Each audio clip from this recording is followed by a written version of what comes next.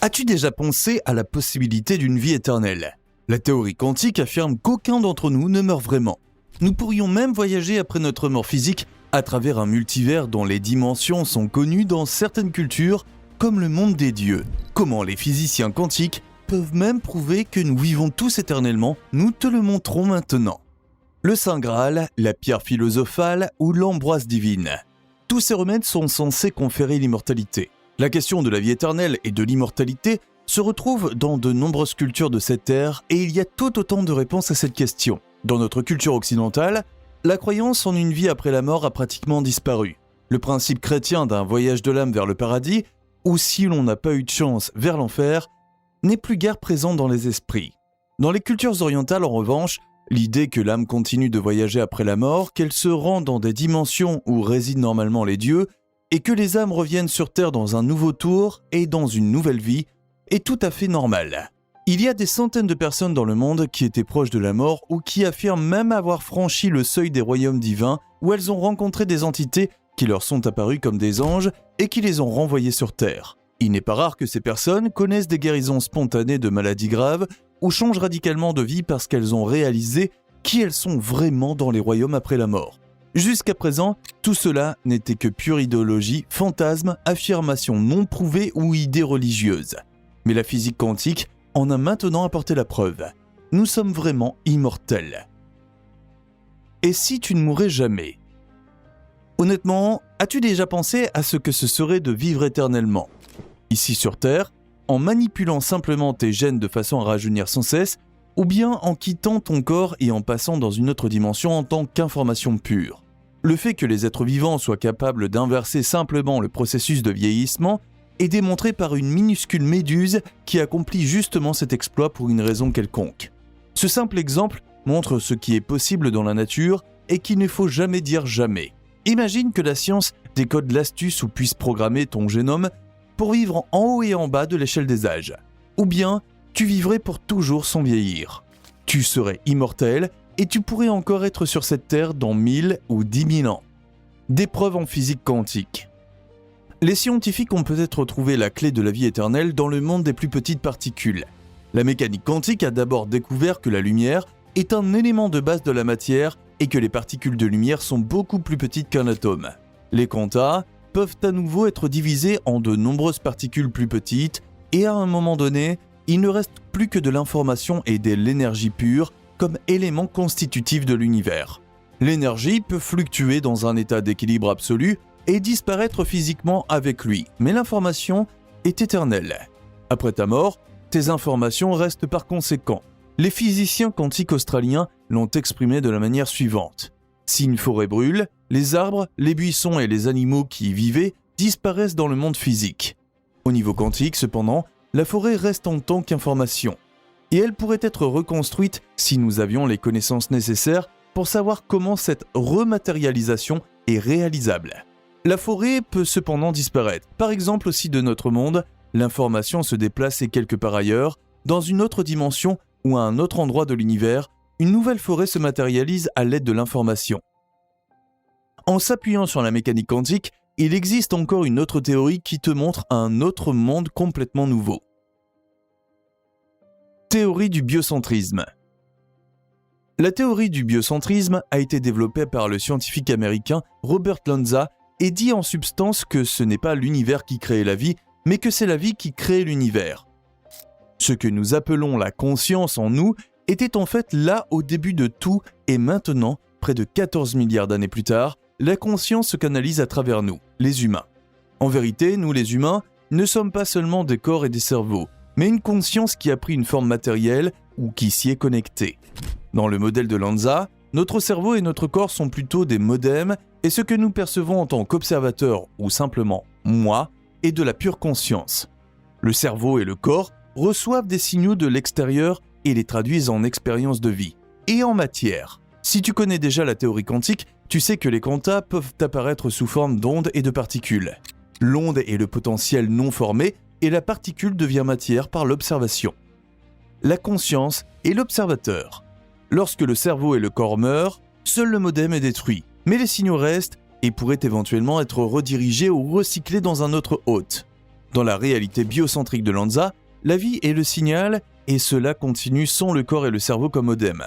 Ainsi, c'est la conscience qui crée l'univers à travers nous et non l'univers qui crée la conscience ou nous, les humains. Les idées de Lanza ont été présentées pour la première fois à la fin des années 2000 et ont été célébrées dans certains milieux et vigoureusement attaquées dans d'autres. Pour certains, le biocentrisme offre un pont entre le concept philosophique sur la vie et la mort et la physique. Pour d'autres, la théorie est encore beaucoup trop vague et incertaine, avec peu ou pas de preuves de ce qu'est réellement la conscience. Les partisans du biocentrisme s'appuient également sur le problème du réglage fin, qui montre le nombre de conditions physiques nécessaires à l'apparition de la vie. L'eau, la chaleur, l'oxygène, les composés de carbone et bien d'autres éléments doivent être finement réglés pour que la vie puisse apparaître. Tout cela ne peut pas être basé sur des coïncidences, mais semble avoir été fait pour nous et par nous. On peut bien sûr se demander qui a créé tout cela avant que les humains ne soient là en tant qu'observateurs. Les dinosaures ont-ils aussi créé la matière par leur conscience et leur présence sur la planète? Et qu'en est-il des premières bactéries? Les extensions de la théorie de Lanza supposent que la conscience est omniprésente. Elle vit en toi, en moi, dans les plantes, les animaux et même dans l'espace sans vie matérielle du vaste cosmos. De telles idées rappellent de façon passionnante l'animisme de nombreuses religions naturelles qui croient que tout ce qui existe possède une âme ou même une conscience. La vie après la mort. Les théories de Lanza et certains modèles quantiques ont prouvé que la conscience est au-dessus de la matière.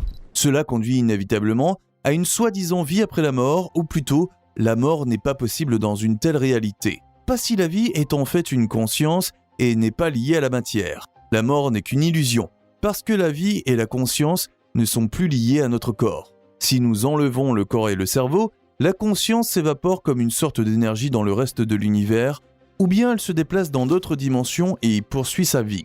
Au milieu du XXe siècle, le physicien allemand Burkhard Heim a créé un modèle de réalité à 12 dimensions qui inclut des niveaux supramatériels tels que la conscience et même les dimensions divines.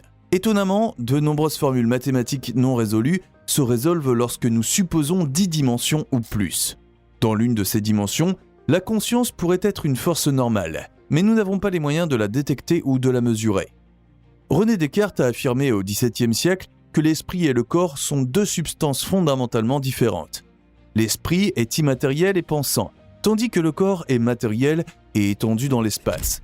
Malgré leurs différences, il pensait qu'ils interagissaient dans la glande pinéale du cerveau. Au cours du siècle des Lumières, ce point de vue a conduit à une séparation de l'esprit et du corps. Ce n'est qu'à l'heure actuelle que les scientifiques médicaux trouvent également de plus en plus de preuves que les deux entités sont étroitement liées et que les maladies physiques, par exemple, ont souvent une cause dans l'esprit. Si l'on considère que la conscience peut former de la matière ou également exprimer un peu différemment, que la conscience peut être condensée en matière, il n'y a pas de séparation. La particule est onde et vice-versa.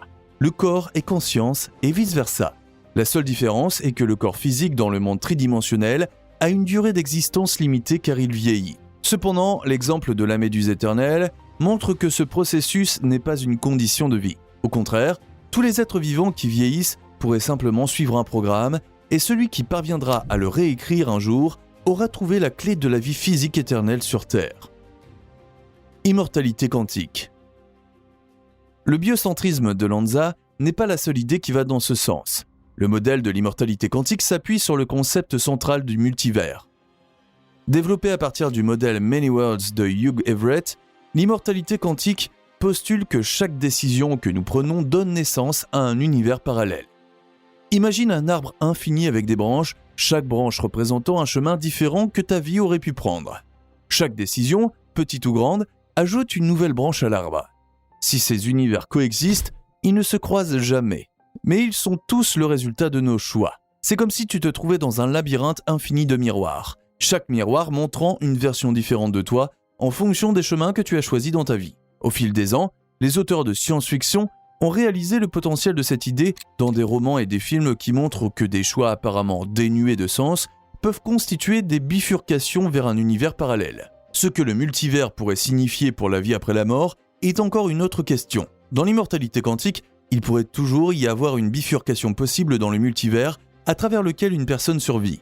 Des études clés, telles que l'expérience de la double fente, ont montré que toutes les options sont toujours possibles jusqu'à ce qu'elle soit observée. Le multivers permet de penser qu'il se peut que la conscience vive dans d'autres mondes après la mort sur Terre. Il se peut même que tu existes ici et maintenant dans d'autres dimensions sans t'en rendre compte. Si le corps est mort et que ton attention se retire de ce monde, tu peux prendre conscience d'une autre existence sur un autre plan et réaliser que tu n'as jamais vraiment été vivant ou mort. Tout n'est qu'une illusion dans le monde tridimensionnel.